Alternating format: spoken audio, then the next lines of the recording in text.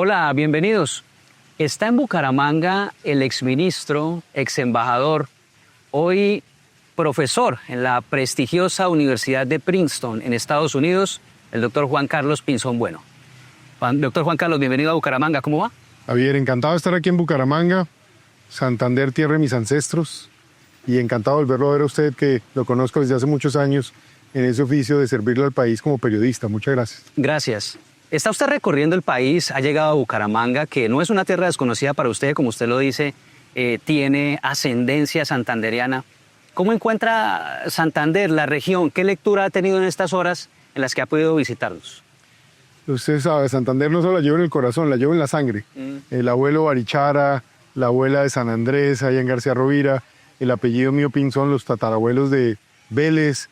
Esto es mi tierra, aquí me siento como en la casa. Mire, veo Santander con buen liderazgo en el gobernador. Este es un hombre de carácter, trabajamos juntos cuando yo estaba ministro de Defensa y era uno de los mejores, si no el mejor de su generación en todos los aspectos. Qué bueno que está aquí el gobernador, lo veo comprometido, dedicado, planificando. Y la dificultad que hay en Santander es el gobierno nacional. El gobierno nacional no se compromete a dar los recursos que se necesitan, no está pagando la deuda de los hospitales, no está dando recursos de inversión para temas de infraestructura de manera suficiente. Si el departamento no avanza más, hoy yo veo la responsabilidad en el gobierno nacional. La ciudad de Bucaramanga, la ciudad bonita siempre, feliz de estar aquí en esta plaza, Los Edecanes, que es un lugar tan lindo. Siempre hay cosas lindas en Bucaramanga, pero también noto que está sufriendo el mismo mal que tiene todo el país. Primero, bandas de extorsión en todos lados. No hay puesto de venta de fruta, de camisetas, de lo que sean, que no lo estén extorsionando. Los almacenes lo están extorsionando. Al empresario ya lo están incomodando. Y veo que ese caos que se está dando en el país por cuenta de un gobierno que en lugar de promover la concordia, el diálogo, la tranquilidad en el país, es el primero que incendia, asusa y motiva el desorden, la violencia. Estos días que he estado acá, me tocó estar en los días de paro, que afortunadamente no fue muy exitoso, pero igual bloquearon las vías que perjudicaron fue a ciudadanos, al pueblo. ¿A cuál pueblo? Al más pobre, al más trabajador, que no puede entrar al barrio, que le toca demorarse más horas para ir a su puesto de trabajo, que el que sale a hacer el rebusque, ese día no logra hacer el rebusque y no lleva nada para la casa, por Dios. Y el día de hoy he notado un tema de un paro de motos. Sí. Entonces yo digo, pero a ver, ¿qué es esa cosa de andar parando para todo, perjudicando a todo el mundo? Tiene que haber espacios de diálogo y de concordia y de avance. Entonces se siente a veces como estancada el proceso de ciudad. Usted mencionó al gobernador Juvenal Díaz, que hasta hace año y medio tenía puesto el uniforme de general de la República. Él ha venido implementando algo que usted conoce muy bien, que conocimos en el Ministerio de Defensa, y es la acción unificada. Sí. Y la ha aplicado en este año y medio de gobierno. Le ha ido bien con eso. ¿Cómo lee que un gobernador ahora, con el Everfree, pues, con la civil puesta, intente aplicar esos conceptos que son de la vida militar al gobierno civil? Mire, el general Díaz Mateus es una persona que fue muy competente. Personas como él conocen más el país que la mayoría. Es un hombre de casi 40 años de servicio que vivieron por todo el país. En el caso de él, yo recuerdo que yo lo tuve comandante en el Putumayo, pero luego estuvo por allá de comandante en Antioquia. Conocen los pueblos, las regiones, el sentir popular, y también conocen la ineficacia del Estado. Mire, cuando yo era ministro, los militares y policías me decían, hombre, ministro, nosotros sabemos dar los golpes, denos los recursos, denos la tropa, denos las capacidades, denos la tecnología, eso lo sabemos hacer. Pero cuando damos esos golpes necesitamos que llegue el Estado, que haya acción unificada, que haya una presencia institucional, que cada quien que tiene que resolver la parte de un problema lo haga. Por eso me alegra que lo estén intentando acá, y esa experiencia yo creo que replicada en el país en muchos sitios va a funcionar. Porque al final, ¿qué ocurre? Mire, me acuerdo la Macarena. ¿Usted conoce la Macarena en el Meta? Claro. Esa se le quitó al Mono Jojoy y a las FARC en el 2004. Usted sabe que la energía eléctrica le llegó a ese municipio en el 2015, 11 años después de que el Estado colombiano recuperó esos territorios. Eso es lo que no está bien. Muy lento. ¿Y qué pasaba? Yo como ministro, que fui el que di esa lucha para que llegara la energía eléctrica, me acuerdo que me tocaba ir a batallar con Planeación Nacional, batallar con el Ministerio de Minas, que por qué no hay la plata, que por qué no hay el recurso, que porque hay otras prioridades. Yo decía, aquí se requiere un esfuerzo unificado, porque mi gente, los militares y policías están haciendo su parte. ¿Cuándo el resto del Estado va a hacer su parte? Que llegue la vía, que llegue el proyecto productivo, que llegue la oportunidad de ingreso, el profesor y la educación apropiada, la salud. Todo eso es lo que el país también necesita ver, porque como me lo decía un joven el otro día, me decía, al final uno quiere estar en el Estado y ser parte del Estado, pero necesita que el Estado me incluya y produzca resultados. Yo creo que tienen razón. Doctor Juan Carlos, su lectura del país que ha recorrido hoy en día. Pues Javier, yo veo dos cosas. Lo primero, la razón por la que estoy acá. Yo nunca me he ido del país, yo vengo una vez al mes y mantengo mis intereses, mi familia, mis amigos y el dolor de patria que tengo en este momento. Y desde afuera se le acrecienta a uno. Pero estando allá afuera, ¿qué me he dedicado a hacer? A estudiar como profesor de economía política todos los casos de cómo los países se logran desarrollar, de cómo los países logran hacerse ricos, que su población viva bien, que haya bienestar. Y en casi todos los casos me he encontrado que son países que hace 60 años eran más pobres que Colombia, tienen menos territorio, menos recursos naturales, menos agua, menos capacidad de producir alimentos, menos población. Y uno dice, ¿y entonces por qué ellos sí pudieron y nosotros, que somos los del eterno potencial, no? Sí. Eso es lo que yo estoy tratando de responderme y contando aquí. La experiencia de Finlandia, Singapur, Noruega, Corea del Sur, en fin. ¿Por qué ellos sí pudieron y nosotros no? Entonces yo creo que sí podemos. Ese es mi mensaje. Es que hay que dar una vuelta a la página y si seguimos dándole vueltas como el perro que se muerde la cola a los mismos temas, aquí no va a pasar nada. Si somos capaces de unificarnos, hacer consensos y ponerle orden y seguridad al país, este país puede volar, la gente puede soñar, la gente no se tiene que ir. Se han ido 1.300.000 jóvenes Sí, eso es en los últimos 3 años. Por Dios, ¿qué está pasando? Que la gente no ve oportunidad. Entonces se desespera y se va. Cuando aquí lo hay todo, pero lo que no hay hoy es orden, seguridad, tranquilidad y unas políticas que en un acuerdo general, porque son consensos. Los consensos no se hacen entre los mismos, se hacen entre sectores que tienen diferencias. Y entonces uno llega a puntos de bien común. La educación para todos, el tema del uso de los recursos naturales. Si el país tiene oro y petróleo, ¿por qué no creamos como en Noruega un fondo que permita usar ese ahorro y esa renta para luego pagar salud, pensiones, infraestructura, educación, tecnología? Eso es lo que hacen los países que han avanzado. Yo digo, ¿pero cuál es la magia? No, no hay magia. Hay decisiones, consensos, orden y seguridad y trabajo dedicado. Eso es lo que yo percibo en este momento. Potencial de la industria de Colombia. A mí me tocó como embajador llevar el aguacate Hass colombiano a los Estados Unidos para que se pudiera vender. El mango, la uchuva. El otro día estuve aquí en el apartamento de Caldas en un cultivo de aguacate y de limón Tahití. Yo le digo que me emocioné. Y me emocioné porque terminé viendo que ese esfuerzo de hacer el trámite resulta en que son miles de personas que terminan con empleos y campesinos que no se tienen ya que ir de la tierra porque forman parte de una cadena agroindustrial y son ingresos mucho más altos que si tuvieran que salir a vender cualquier cosa en una carretera o meterse hasta en una actividad ilegal teniendo riesgos. Eso es lo que a mí me anima. Entonces yo veo que hay un futuro. Ahora, sí me vine a escuchar, Sí. a conversar. Noto 3 cosas. Primero, hay una desesperanza generalizada en el país. La gente quiere al país, ama Colombia, sabe que es el mejor país del mundo, pero no ve futuro. Hay que volver a crear ese futuro, esa esperanza. 2, Y la motivación del colombiano, además. Hay desesperanza. hay desesperanza. Yo veo en eso. 1, el deterioro acelerado de la seguridad. Ahora es una inseguridad atomizada, múltiples grupos, múltiples pandillas, múltiples bandas. Esto es como la ley del monte, aquí no hay quien mande. Segundo, veo el deterioro en el tema económico. Crece la informalidad. Y la informalidad es uno de los peores modelos de generación de actividad económica, porque la gente busca el día a día, pero no tiene seguridad social, no tiene nada. Entonces es una cosa muy delicada. 3, la quiebra del sistema de salud. El sistema de salud había que mejorarlo, había que expandirlo.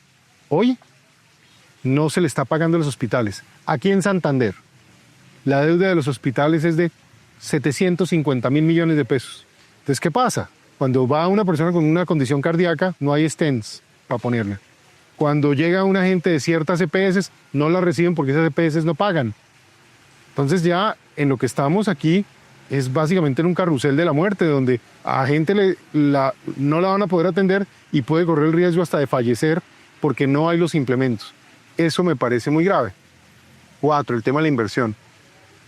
Colombia, como cualquier país, para crecer, para tener futuro, tiene que invertir. ¿Qué es la inversión en un país? Es poder hacer carreteras, puertos, aeropuertos, ferrocarriles, conectividad de redes. Y lo necesitamos en Santander. Necesitamos urgente. Ahora hablamos de las vías de Santander, que es muy preocupante.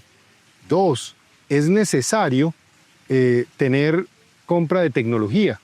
Es necesario educar a la gente en tecnologías del futuro. Así es que se hace la inversión. Hoy la inversión está básicamente en niveles del 14-15% del producto total. Los países que avanzan, China, Singapur, Corea del Sur, Malasia, tasa de inversión, 30%. Entonces, ¿qué pasa? Esos países crecen al 5, 6, 7%, duplican sus ingresos, es decir, se duplica el tamaño de la economía cada 10 años, mientras nosotros crecemos al 2% promedio y la vamos a duplicar dentro de 40 años.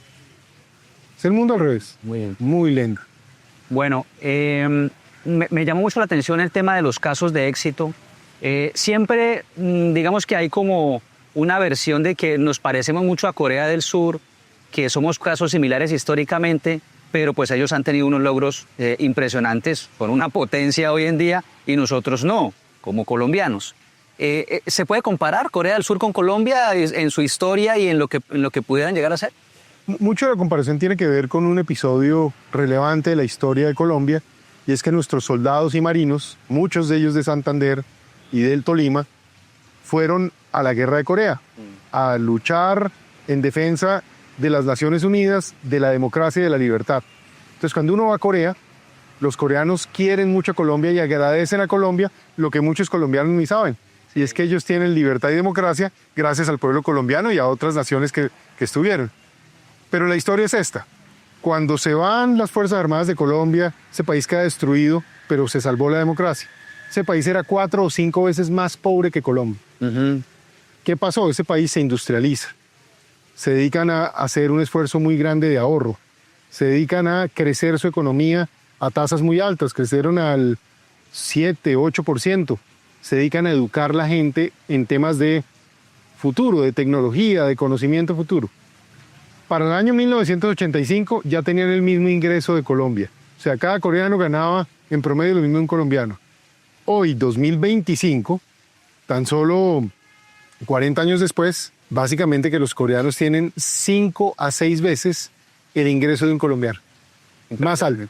Esta gente pasó de estar 5 veces por debajo a 6 veces por encima en 70 años. En medio siglo, sí. Y uno dice, pero ¿cómo pudo ser? Si aquí seguimos teniendo más agua, más alimentos, más población, más territorio, más capacidad de producir cosas, minerales. Ese es el punto. Entonces, esa es mi invitación hoy. Sí podemos soñar. Yo creo que hay que fijarse metas. Por ejemplo, hay que volver a tener un consenso sobre la seguridad, no como un fin, para el progreso, para la tranquilidad, para vivir en paz. 2, el fin de la pobreza extrema. Colombia tiene que ponerse la meta de que para un periodo de gobierno se logre terminar con la pobreza extrema. Habrá pobreza, pero no extrema. Entonces, ¿qué pasa? Si el país, por ejemplo, hiciera 1 millón de viviendas de interés social y se colocan en las familias más pobres de todos los pobres del país, el resultado neto es que esos colombianos van a salir de la pobreza extrema. Sí. Y se va a mover toda la cadena industrial del país, luego todo el mundo se beneficie. El tema de apostarle a fortalecer el capital humano. Hay que educar a los educadores, hay que lograr unas 20.000 personas que tengan maestrías y doctorados y vengan a las universidades públicas, privadas, pero también enseñar carreras más cortas, que la gente en 1 año y medio o 2 salga de una vez con una actividad que le permita tener ingresos de inmediato. Entonces eso va dinamizando también la economía, la productividad. Pero para que todo eso ocurra hay que crear riqueza. ¿Dónde está la riqueza de Colombia? Tenemos petróleo, oro, carbón, gas, cobre, cobalto. Tenemos obras de infraestructura que faltan. Convirtámonos en el país más atractivo para la inversión de América Latina y si se puede del continente y si se puede uno de los más atractivos del mundo. Porque si ese capital fluye, esos son empleos, eso son riquezas, eso son expansión de la economía, eso es más plata que se tributa, ese tributo son más programas sociales y hay que cuidar esa robadera. La corrupción. La maldición de la corrupción y de la robadera aquí es mortal. Y lo vivimos en Santander mucho. Yo sé. Doctor Pinzón, ¿cómo ve la situación de las fuerzas militares y la Policía Nacional, usted que las conoce tanto, sobre todo en sus capacidades y en su moral? Le doy este ejemplo. Usted recuerda, el primer país de América Latina que tuvo drones y drones armados fue Colombia. Sí. El primer país que tuvo ciberseguridad y ciberdefensa fue Colombia en América Latina. La mejor policía de América. La mejor policía de América, las fuerzas especiales más avanzadas, la mayor flota de helicópteros. De cada 100 helicópteros en el tiempo que yo era ministro, básicamente 70 volaban, 30 estaban en mantenimiento. Otro dato es que entrenamos las Fuerzas Armadas de todo el continente. Hoy, de cada 100 helicópteros, 30 vuelan, 70 están en tierra. Entonces, no hay esa capacidad. Y luego viene el tema de la moral. Han retirado muchos oficiales, suboficiales, hombres competentes. Se sienten maltratados, se sienten ofendidos, se sienten amarrados y con las manos amarradas y el bozal puesto. Y uno ve que la criminalidad comete delitos y el mensaje del gobierno es justificador del crimen, validador de los violentos, explicativo todo el tiempo de los negocios criminales, y en cambio las Fuerzas Armadas sí, golpes duros, retiros. No puede ser. Eso, ¿a quién está perjudicando? Pues a las Fuerzas Armadas las debilita, pero ¿quién pierde? El colombiano, el ciudadano. No hay policías suficientes, no hay militares suficientes. El ciudadano termina hoy otra vez con miedo. Yo no quiero vivir en el pasado, yo quiero llevar a Colombia al futuro. Es lo que quisiera ver, una Colombia que se mueva hacia adelante. Pero también debo decir que en los años en que a mí me tocó este oficio de ministro de Defensa, Colombia no era Suiza, nunca la ha sido. Mi tesis es que puede ser mejor que Suiza, pero no hemos sido Suiza. En esa época había violencia, pero había una diferencia enorme. El que tenía miedo era el bandido, no podía dormir 2 veces en la misma cama o en el mismo sitio en el monte porque le caíamos, Sí. porque lo perseguíamos, porque él tenía miedo. Lo encontrábamos con los fusiles vueltos pedazos, se entregaban hasta sin zapatos, sin ropa. Eran perseguidos y el narcotráfico hacia abajo. Hoy la cosa es al contrario, más cocaína que nunca, más oro ilegal que nunca. No vemos ni siquiera las regalías del oro ilegal porque el país no se beneficia de eso. Se pierde el medio ambiente colombiano. Y de paso, el que tiene miedo hoy es el ciudadano. La gente, vaya camino uno aquí en el pasaje en Bucaramanga, la gente habla pasito. Los que venden ahí son calladitos. Uno les pregunta ¿y cómo está? ¿Y qué ha pasado? Ellos no quieren decir nada, muertos del susto. Hay miedo. Hay miedo. Bueno, hablemos de política porque usted está recorriendo el país pensando en la posibilidad de hacer una candidatura presidencial. No ha tomado esa decisión. Pero en materia política, ¿qué cree que debe pasar en este último año que queda, que es, digamos, la recta final? Ya comienza la campaña hacia la presidencia de la República. Estamos a un año, justamente, a un año. Dentro de un año estaremos eligiendo el nuevo gobierno. ¿Qué debe pasar en este año para que el país tome un nuevo rumbo? Javier, lo primero, se necesita una alianza y una unidad patriótica. Un sentido de entender que nadie puede sacar solo adelante el país, que el país somos todos, que el pueblo colombiano somos todos y que hay que articularse para poder hacer un verdadero cambio, porque la gente que soñó con un cambio en el gobierno actual está frustrada en buena parte, la mayoría, y otra parte del país simplemente se ha dado cuenta que lo que está pasando está llevando el país al desastre. Nos han metido en un problema en todo. Entonces se requiere un cambio. Pero un nuevo gobierno no resuelve los problemas. Por eso se necesita un gobierno que tenga competencias, experiencia, liderazgo, capacidad de inclusión, manejo de las Fuerzas Armadas, manejo del tema internacional, conocimiento del Estado, conocimiento de los temas de educación y tecnología y mucha firmeza para poder salir adelante. Para eso hay que articular una alianza de carácter nacional, de carácter que muchos sectores queden representados. Ese es el país tiene que tener además todos los matices para poder avanzar. Para mí es claro que hay sectores de la sociedad colombiana que es necesario que se sientan incluidos y que se sintieron excluidos por mucho tiempo. Por eso yo que conocí el país de arriba abajo y que lo veo hoy nuevamente, pues veo que hay sectores donde el Estado no ha llegado. La gente vive en una pobreza extrema. Hay que ver unas metas. ¿Cómo darle a la gente la salida de ese túnel, de esa dificultad? Al mismo tiempo, con mano firme y puño de hierro con el criminal que quiera hacer daño. No hay nada que discutir. Vamos con todo para que no le haga daño a los colombianos y la gente pueda ejercer sus derechos y ejercer su libertad y su vida. Pero al mismo tiempo hay que tener una visión de futuro.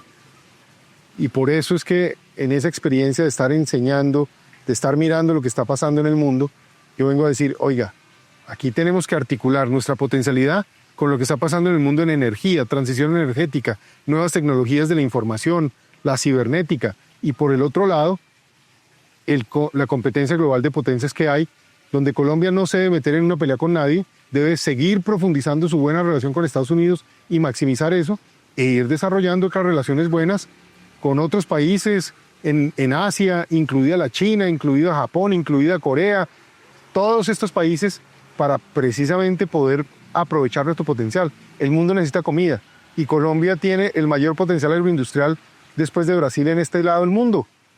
¿Qué estamos esperando para hacer eso? Bueno, pero siguiendo con la política, ¿qué debe pasar? ¿Qué debe pasar para que usted tome la decisión y diga, quiero ser candidato? ¿Se ha acercado a algún partido político o cómo piensa usted que debería ser, digamos, su camino electoral?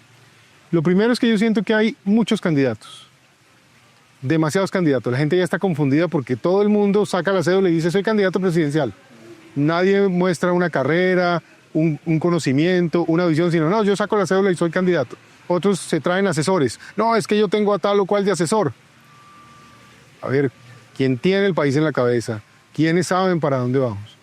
En ese sentido yo creo que hay que depurar eso. Y en mi caso, yo tengo la disposición a servirle al país. Tengo la disposición a jalar el carro si eso es lo que el pueblo colombiano quiere. Pero si no, también tengo la disposición a ir a empujar, porque no podemos perder Colombia. Este es un país maravilloso. Entonces todos tenemos que unirnos. Y para mí ese es mi primer mensaje, mi primera actitud, mi primer compromiso. Si yo siento apoyo, si yo siento que la gente dice necesitamos que venga y preste un servicio, porque a propósito, el presidente no es un título nobiliario, es un servicio. Ese es el trabajo de servir, de integrar, de construir, de crear concordia, de tener visión y de tomar decisiones para el bien común. A veces difíciles, muchas veces difíciles, pero de eso se trata, de tener esa experiencia de haberlas tomado. Si yo siento ese sentimiento, si veo ese sentimiento, yo estoy dispuesto a hacerlo. Si no lo veo, pues este es mi país, lo amo, lo quiero y estoy con toda la voluntad de ayudar. Eso lo vamos a dilucidar en las próximas semanas, próximos meses, para saber qué es lo apropiado. Y una última, teniendo en cuenta su trabajo como embajador, vive en Estados Unidos, lee también mucho a los Estados Unidos. ¿Cómo entender al presidente Trump? Aquí en Santander los exportadores, poquitos que hay, pero están muy preocupados por los aranceles y todo esto. ¿Cómo entender a Trump? Yo siempre he dicho que en las relaciones internacionales lo más importante es el pragmatismo. Hay un punto donde uno no es si le gusta o no le gusta el gobernante de otro país. Y en este caso Estados Unidos, que es nuestro gran aliado comercial, de inversión, de turismo, en seguridad, en cooperación social. O sea, tenemos es que hacer lo que hemos hecho toda la vida, ser pragmáticos, usar la lógica del bipartidismo, maniobrar y sacar provecho, ordeñar la vaca para que le dé leche a los colombianos. Me da pena, pero lo digo de esa manera. Así es como lo veo. Y hay otras vacas. Ahora está la vaca de la China. Hay que ver también qué hacemos ahí. La de Estados Unidos es muy importante para nosotros. Y eso no se puede dañar. Hay que mejorarlo. Interpretar a Trump es tratar de entender qué pasa en el pueblo americano. Y cada pueblo es su circunstancia. Eso es como aquí en Colombia, cada región, cada municipio es su propia realidad. Yo lo que interpreto es que en Estados Unidos hay una frustración, por un lado con China, porque ellos sienten que le dieron a China todo el apoyo, que les ingresaron en los mercados y que la idea era que ellos se democratizaran y se comportaran como una democracia normal. Y al contrario, el Partido Comunista, según ellos, pues se ha vuelto más agresivo y quiere es tener también su ámbito de influencia y poder. Bueno, segundo tema es que ellos ven en Europa una región con la que tienen muchos lazos, pero sienten que en Europa viven muy cómodos porque son los Estados Unidos los que garantizan la defensa y la protección de Europa. Entonces no gastan en seguridad y sí gastan en lo social, causándoles un costo. Y frente a Colombia, por ejemplo, ¿qué es lo que puede implicar la famosa desertificación? Es que sienten que le dan cada año unos recursos importantes a la cooperación en seguridad, que a propósito, yo nunca los he visto como un regalo, yo los he visto como una corresponsabilidad. Aquí se produce, allá consumen. Y ese era un poco el tema de articularnos. Pero fíjense que cuando trabajamos juntos, lo digo por mi etapa como ministro, logramos tener los cultivos de coca y producción de cocaína más baja. Sí se puede, pero hoy es la más alta de la historia y ha venido creciendo, creciendo, creciendo. Entonces, para alguien como Trump es, oiga, nos están haciendo trampa. Se le da apoyo a Colombia y estos colombianos, en particular ese gobierno actual de Colombia, básicamente dice mentiras y se hace el de la vista gorda. Entonces, eso cae mal. Esa es un poco la actitud. Bueno, doctor Juan Carlos, muchas gracias por estos minutos, por ayudarnos a entender el país, la situación, por mostrarnos su visión y siempre bienvenido a Bucaramanga. Javier, estoy encantado de haber compartido con usted. Qué lugar tan lindo esta Plaza de los Edecanes. El patio de los Edecanes. El patio de los Edecanes. Son 1, 2, 3, 4, 5, 6 Edecanes del Libertador. Hay 3 que son básicamente muy de fondo. ¿Cuáles? Ferguson, que muere el día de la noche septembrina y entrega su vida en defensa del Libertador. Olivi, que es el que lo acompaña hasta el lecho de su muerte. Y Sublet, que en últimas fue como el gran capitán de la gesta libertadora. A mí, obviamente, esos temas me tocan. Veo siempre la visión de la gran Colombia. Lamento que a Bolívar lo hayan deformado sectores marxistas. Si algo no era Bolívar, era marxista. Si algo no era Bolívar, era un tipo que le gustara el desorden y la violencia. Bolívar era un tipo que le gustaba el orden, que promovió una visión latinoamericana y sobre todo una visión colombianista que crea esa gran Colombia. Y si le hubiéramos hecho caso y trabajáramos en conjunto, esta región sería una potencia del mundo. Lo dijo John Quincy Adams por allá en 1823 o 24, que si este territorio se manejara bien, estaba llamado a ser una de las grandes potencias del mundo. Por ahora preocupémonos porque lo que quedó de Colombia sea un país maravilloso y cree riqueza para todos. Pero yo nunca descarto esa gran visión de ese país que sumado puede llegar a ser realmente uno de los países que marca el destino de la humanidad. Bueno, muy bien. Sí, aquí está la Casa de Bolívar, el Patio de los Edecanes, el Café Mesa de los Santos. Este es un oasis en medio del centro de Bucaramanga. Un oasis. Gracias, Juan Carlos. Gracias, Javier. Encantado. Y a ustedes también muchas gracias por estar siempre conectados con Metropolitano. ¿Qué opinan de esta entrevista? Los leemos en los comentarios. Chao.